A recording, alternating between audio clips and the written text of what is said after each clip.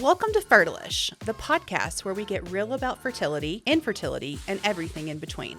I'm Laura. And I'm Brandis. And whether you're knee-deep in treatments, just starting to ask questions, or somewhere in the ish of it all, you're in the right place. Here we ditch the stigma, break down the science, and have candid conversations about the messy, emotional, and sometimes hilarious journey to growing a family and preserving your fertility. So grab your coffee, your meds, or just your curiosity, and let's get into it. Hi, Brandis. Welcome back to another episode of Fertilish. I'm super excited today to dive into all of the preconception testing that we recommend prior to beginning treatment. I know that a lot of patients kind of have a lot of questions about this. What to get, when to get it, how frequent to get it, do I need it? So I'm excited to kind of cover the gamut today. Yeah, and these are actually tests that you can do even if you're not struggling to try and conceive, and we've talked about this before. You can schedule, I guess, either with us or your OBGYN, a preconception visit where, hey, we're going to start trying, and we can do these tests and prevent a lot of things that maybe you wouldn't otherwise know about had you not done them. That's right. And some of them are testing that you may even have done by your PCP at your annual physical. Mm-hmm. And so I always recommend that patients kind of look over their patient portal if they've had a physical recently. Usually you'll see your blood test in there, and then look at our list of recommended treatment. If you've already had it done in the past year, you don't have to repeat it. Yeah, start crossing them out. That's right. If you've had them done within the last 12 months, you don't need to redo that test. As far as, sometimes people will say, hey, I haven't had my consult yet, and I want to get ahead of it and get testing done. We do have a list on our website of preconception testing. I do give people kind of a disclaimer that, you may have a consult and some of the tests on there you may not have needed, or like we've talked about this before, I don't require you to do an HSG necessarily before IVF, and that I think is on that list. And then some tests you may need that may not be on that list, like in recurrent pregnancy loss. I may order additional testing. So sometimes I have you kind of wait for the consult, but if you do have any testing done, or if you did, make sure that's uploaded to your portal before your consult. That way we can kind of review that together. Absolutely. It just helps to have all that data for the provider so that they can get a bigger, clearer picture of what's going on and kind of how to best recommend treatment for your individual circumstances. Yeah. And, some people use, like, even period tracking apps. Those things can be helpful. There are things like Anito where you can send, your tracking or your hormone levels to us. So any information that you have beforehand is always helpful. And to that point, even if you've had testing done and it's been over 12 months, and so you're repeating it or you're planning on repeating it, I always recommend, if you have those results, upload them too, because, we can kind of see like how things are tracking, where you were 2 years from now, 2 years prior, where you are now. Kind of estimate, Yeah, and kind of just see how things are trending. Yeah, and that's a good point. As far as the testing, there's blood work and imaging. Blood work, normally people refer to them as cycle day 3 labs, because that's kind of in the follicular phase. So cycle day 1 is that first day of full menstrual flow before 12 p.m. And we're checking it on day 3 usually because we want to see that follicle stimulating hormone level. However, we kind of go off mostly, even though the FSH number is helpful, AMH now, the anti-Mullerian hormone or ovarian reserve number. And so now I know a lot of us tell people you can kind of get that testing whenever, but day 3 is kind of the typical day that you can do them. And then the 2 imaging tests that we've talked about before, an HSG or a hysterosalpingogram, which is where we put dye through the uterus and the fallopian tubes and take pictures with a form of x-ray called fluoroscopy, and we're able to see if your tubes are open and kind of the outline of your uterus. And then a saline sonogram, sonohistogram, SHG or SIS, all the same test. And that is where we put saline in the uterus, and we look with transvaginal ultrasound to make sure that there's no mechanical abnormalities in the uterus, like fibroids, polyps, septums, those sort of things. And I did want to mention that, I know you were talking about kind of what time of your cycle to get the blood work. There is an ideal time to get an SHG and an HSG in your cycle. Can you tell us a little bit about that range of days? Yeah, so we want you to be, it's a range, so you can be anywhere usually from cycle days 5 through 12. You may still be bleeding on cycle day 5. Some people are done by then, but the goal is so that lining is nice and thin.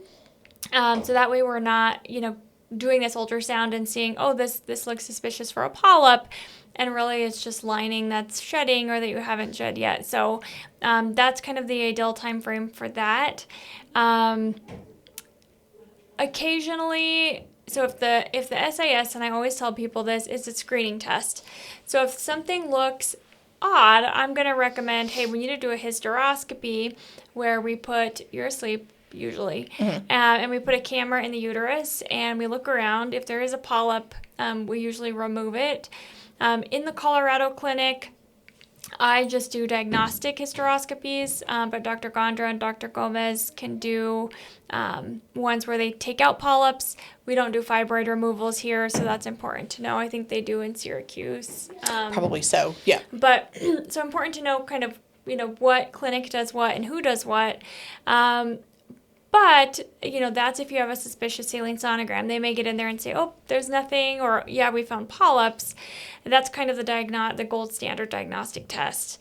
If you have a history of recurrent pregnancy loss, I may skip the saline sonogram and say, hey, I just want to put a camera in there and make sure nothing's being missed. So, again, it's just going to depend really on your history.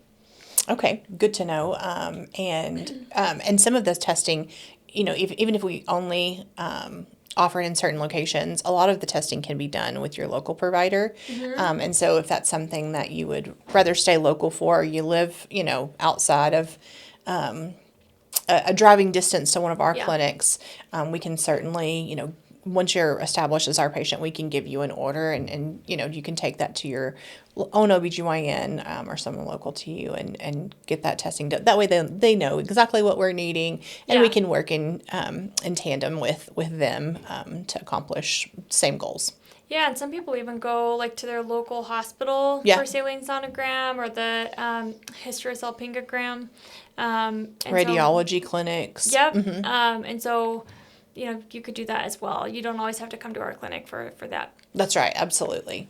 Most radiology clinics are able to do those services for you. And then your OBGYN is, they either are doing them in office or they have someone that they're referring to. Yeah. And same with the lab work too. You could do it with us, or you can take the order to any LabCorp or Quest Diagnostics or even your primary to run those labs, and they could run them too. Yeah, most hospital labs will do them for you. Every now and then, they may not want to do an order for someone outside of their hospital system. I do get that occasionally. So you may just want to give them a call ahead of time and just ask them if they can take an outside order for blood work. But most hospitals will. Yeah.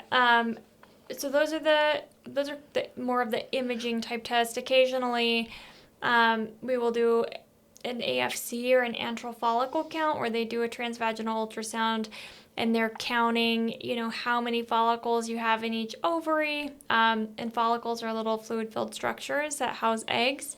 Our eggs are in a follicle, and so we can kind of see, how many eggs are in there, and you can kind of get a gauge of ovarian reserve that way as well. And I guess kind of sort of predict future cycles. Obviously, cycle to cycle can vary, but it gives us some insight into how you might respond in a cycle if you were to do fertility treatment. Yeah, so we are limited with IVF to the amount of eggs that you release every month, and so if we're consistently seeing 15 follicles each month, and then, and we've talked about that can go up or down by up to 30% each month, but then you get sick. For example, when I froze my eggs, I had the month before I got COVID, and my follicle count was cut in half. I didn't do it that cycle. Yeah. And so, if you have 15 normally and then 1 month we see 3, it's like, maybe We let's might want to wait. wait. Yeah. Maybe let's wait a month. For sure. As far as the blood tests go, there's kind of a whole gamut of tests, and you kind of mentioned, some of these are tests that you do at your primary care for a physical. So, we do a CBC, a complete blood count. We do a metabolic panel, CBC, CMP. We want to make sure, everything is working that it should. Kidneys look good, liver look good, and everything's optimized beforehand. We do check glucose. So if that's elevated, we will usually do a reflex and check a hemoglobin A1C. So that's, an average of your blood sugar over the past 3 months. We want that to be optimized. So working with your primary care to get diabetes under control if that's an issue. We look at thyroid. Thyroid is kind of a big thing in pregnancy because baby's going to rely on you for hormone for a while before they can make their own. And so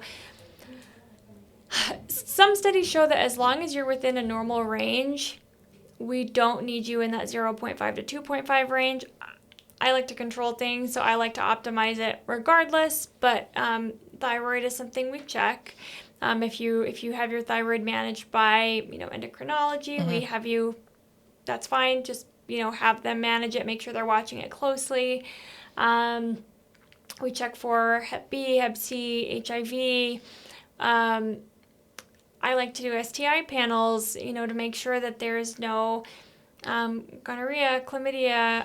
We do an RPR test, so syphilis, because we are putting catheters through the cervix into the uterus, and we don't want to drag any sort of infections through there. We check a blood type. We want to make sure you're immune to rubella, varicella, because those can be detrimental if you get sick with those in pregnancy. Vitamin D. Let's see what other ones. We do an expanded genetic carrier screening, and we've talked about that before, where we're making sure that you and your partner are not carriers of any recessive diseases. If you're using donor sperm, we do check for cytomegalovirus or CMV, because if you're incompatible with the donor sperm, then you have a theoretical risk of hearing loss. If you have PCOS, there are some extra labs that sometimes I'll check, or if I suspect it. Same with recurrent pregnancy loss.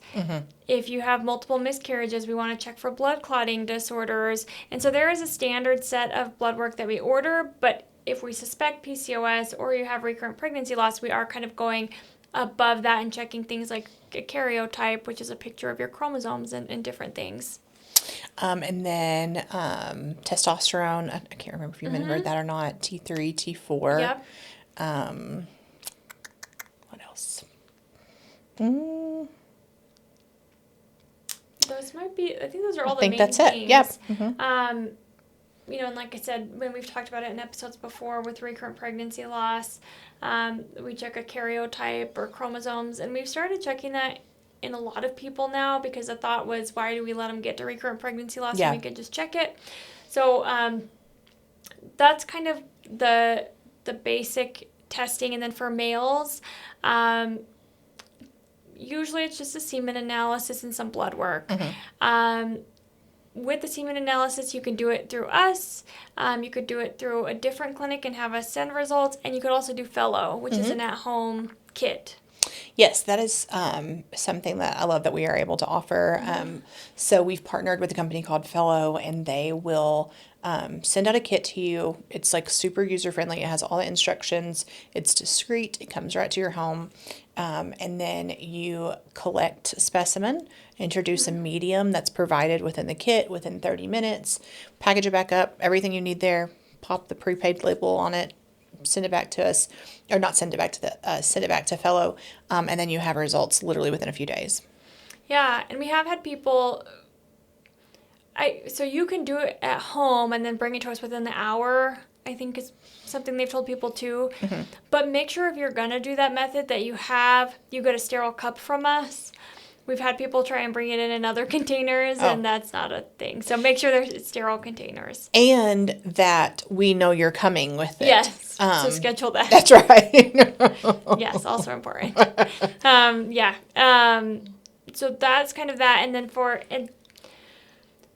males, we say, and really most of this testing, we want it within the last 12 months. Important to note, sperm does change every 3 months. So the ejaculate that comes out today was actually made 3 months ago. So if your sample, has a low count or something's abnormal, I always tell people think back 3 months, because if you were sick or stressful or you had a crazy weekend in Vegas, I don't know, that could have affected the sample that comes out.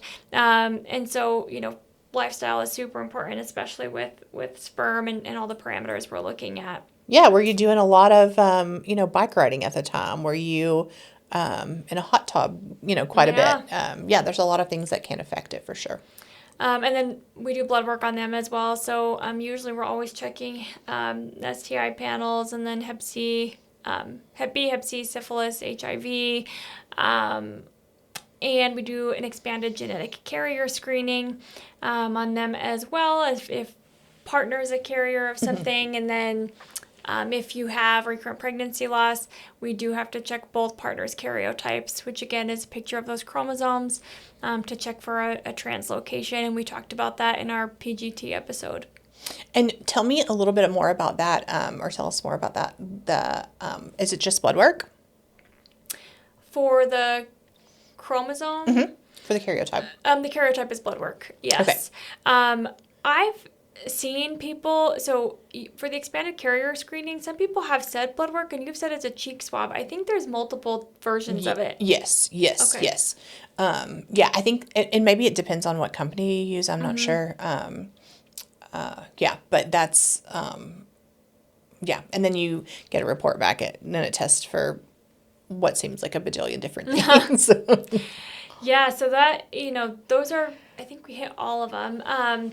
Now, some people will come to us as far as a consult and know, like, hey, our insurance covers IUI, that's what we want to do. Yeah. Or we want to jump straight to IVF. So some people come to us knowing what they want to do, and so, cool, we'll order the testing specific for that.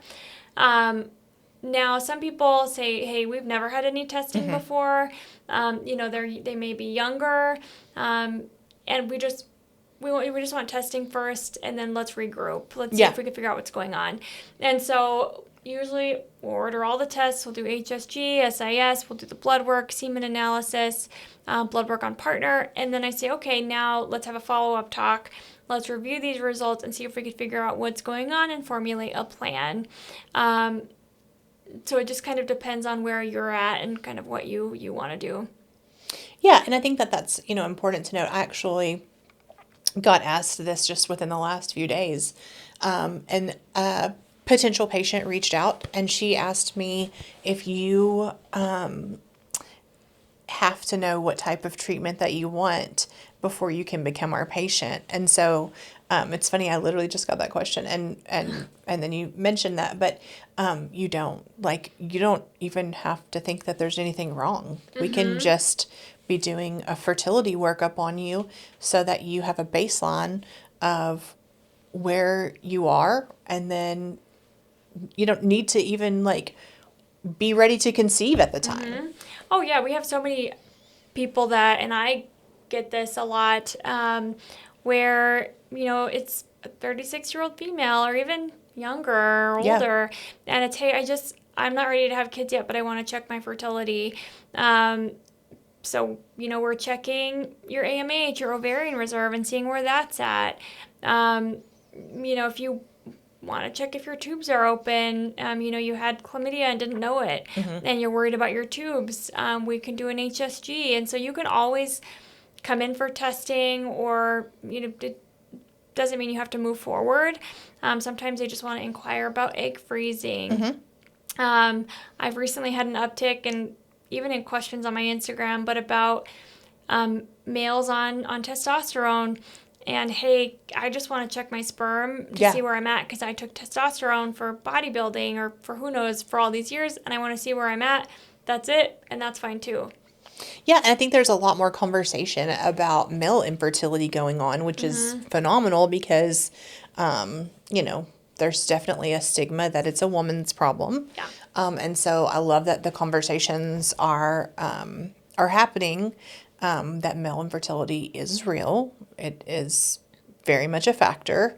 And I think it's making men who may not even be in a relationship, maybe not be looking to conceive, but it's making them curious about their own health, which I think is wonderful. Like the more you know. Oh, yeah. And it's just, yeah, you're right. The more you know. And there are, people that have been afraid to check even sperm because they're like, well, I'm afraid there's not going to be any. And a good majority of the time that is reversible. So we can, we don't treat it here all the time. We can refer you out to a fertility urologist.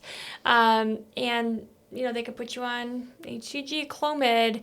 I know there are places that give TRT or testosterone replacement therapy with HCG at the same time to kind of reduce the effect on sperm. Honestly, I'd probably just say don't get on testosterone at all if you're wanting to have children. So yeah, and when you bring up, males and semen analysis and testing sperm, some people will say, well, my partner doesn't need one because he's had kids before. And sperm can change every 3 months. So just because he had sperm then doesn't mean it's okay now. Just because you have blocked tubes doesn't mean that there's not also something wrong with the sperm. That's right. So it's always important to check both. Yeah, and women also suffer from secondary infertility after they've had children. So it's no different with men. Just because your husband, partner, whomever may have had a prior child doesn't mean that there's not something going on with their fertility currently. Yeah.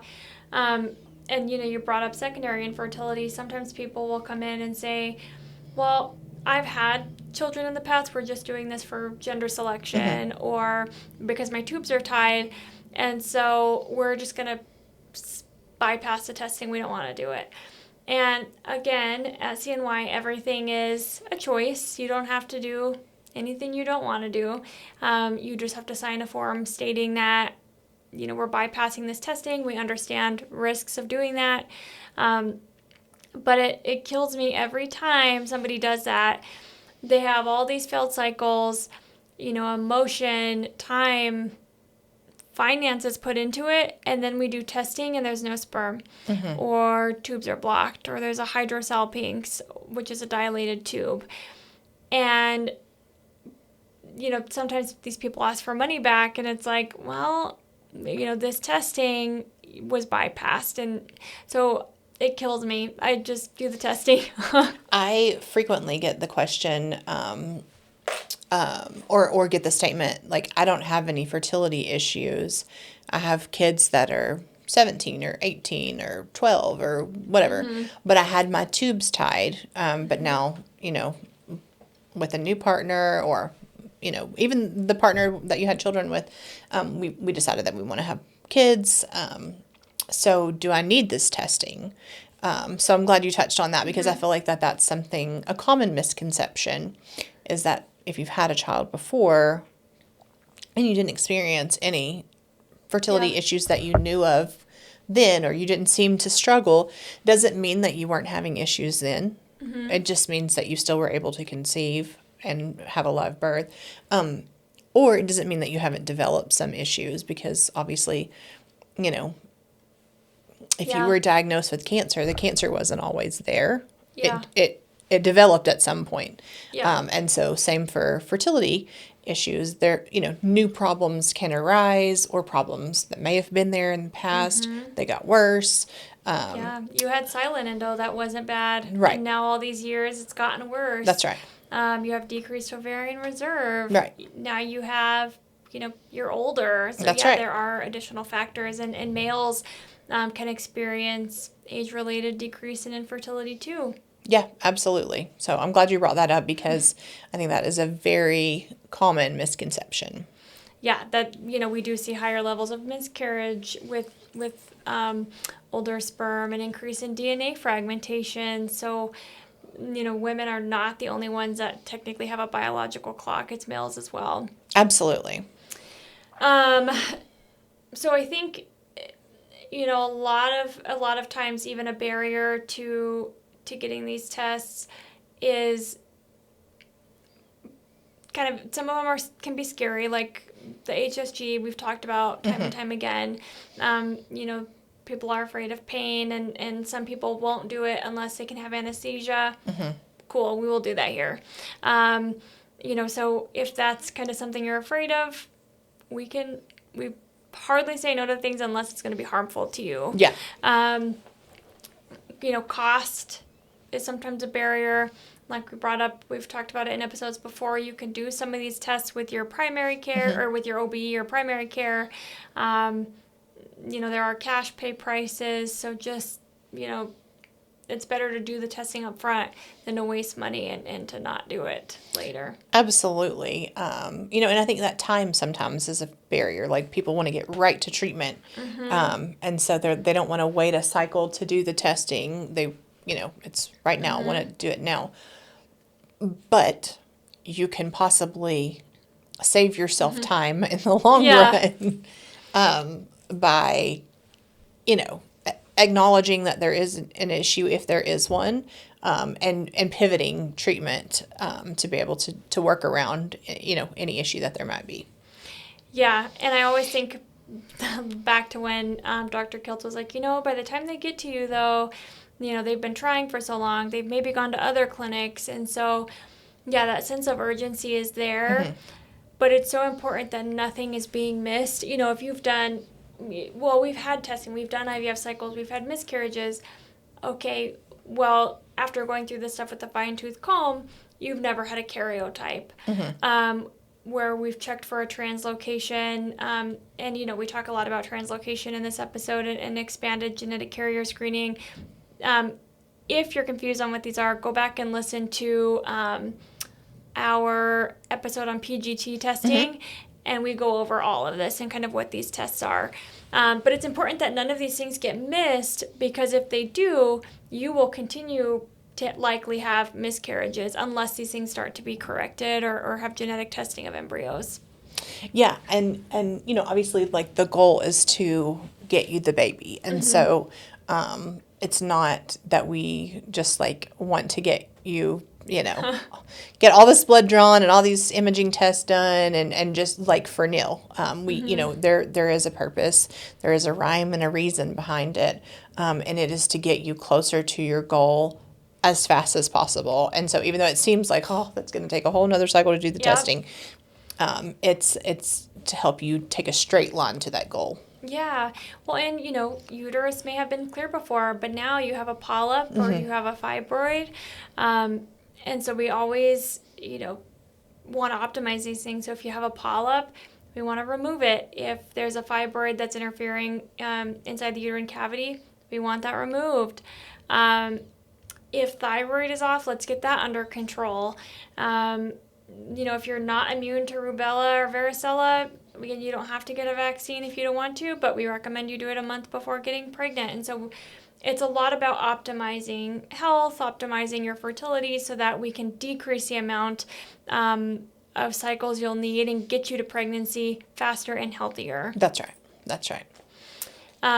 Frequency, I would say within the year. Sometimes people, as far as uterine imaging, for transfer, will say within 6 to 12 months. So obviously the closer the better. But the closer you can have these tests to treatment, the better and the more helpful, and it helps us dose you better. So do you have to do testing? No, but it helps your treatment be more successful. Let's say that a male partner has had a semen analysis, but it's been 9 months ago. Would you recommend repeating it? I always tell patients, technically, you're within the year. Do you have to repeat it? No.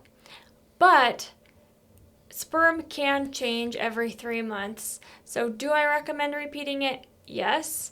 If you were, my family or my friend, I would say, repeat it, because you've had 3 month things to where that could change.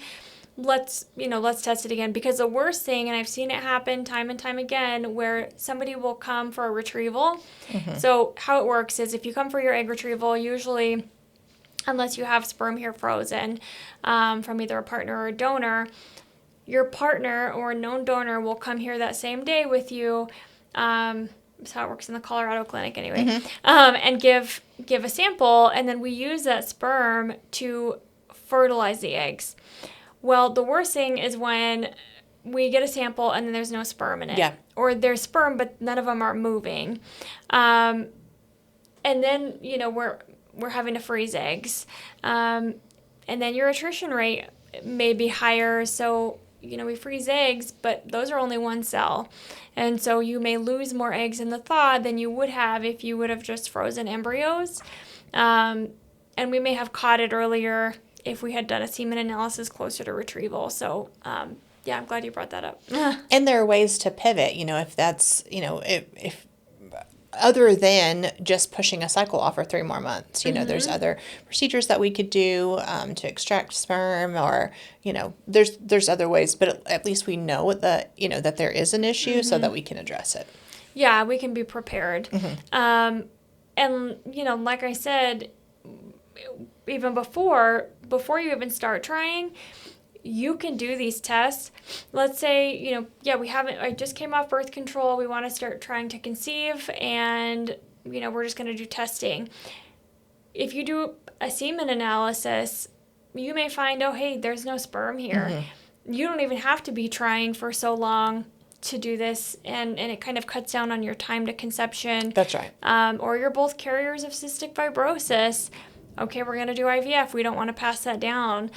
So I'm a huge advocate for preconception testing and doing testing before you've even started trying. Yeah, I mean, it's just prepping for a huge event in your life. So the better prepared you are, obviously, like conceiving, creating, and having a child is one of the most monumental things that will happen to you in your lifetime. And so preparing just as you would for anything else, but on a larger scale, because it's one of the big life events. Yeah. Even, it can come down to like the type of birth control you're on. So let's say the Depo, for Provera, for example, the shot, that can stay in your system for around 18 months. And so people, say, okay, I'm going to get pregnant. I want to get pregnant in a couple months. I'll stop the shot. And then, it's a year later and they're like, okay, why haven't I gotten pregnant? Well, nobody told me that it could take 18 months for this to even come out of my system. I'm not saying to miss your 3-month shot if you're due for it, but, but if you're going to try and conceive, you need to know that. Same with like people that have had an IUD for 7 years and they don't get a period on it. That lining might be chronically thin, and you need a couple cycles and maybe even estrogen and progesterone support to kind of start getting that lining to grow again. So, even bringing up, hey, within the next few years, we want to start trying to conceive. When should I stop the birth control method I'm using? If you were on Depo and you tell me you want to conceive somewhat soon, okay, maybe let's get off of that and we'll switch you to copper IUD or birth control pills, so that's even something to consider. Yeah, I mean, and you never know. I mean, until you're off of it, you don't know how long it's going to be until your cycles return to normal. And everybody's body is going to respond differently. Obviously, it's something. Sometimes it matters how long you were on it in the first place. If you were only on it for 6 months, that may be very different than someone who was on it for 10 years. Yeah, especially when you're skipping those, those placebo days. You're not getting a bleed, and so then you possibly can have that thin lining. And none of these things cause infertility, but it can take a while to regulate again.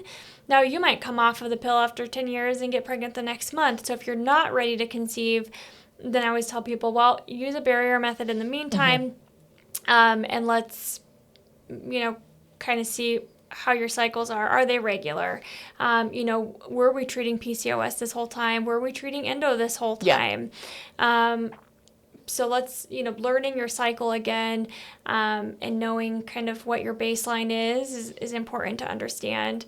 I mean, so many people come off and they're like, my cycles are irregular, it's from the pill, or I have pain, and really it was just treating it that whole time. Yeah, absolutely. And that's kind of also, in regards to like knowing what your baseline is. If you do have, testing from years prior, that's where that extra data comes in, because if something is off when we test you now and it was very different, a year ago, like we can kind of investigate and see what's changed. Why is there such a drastic change? What do we need to do?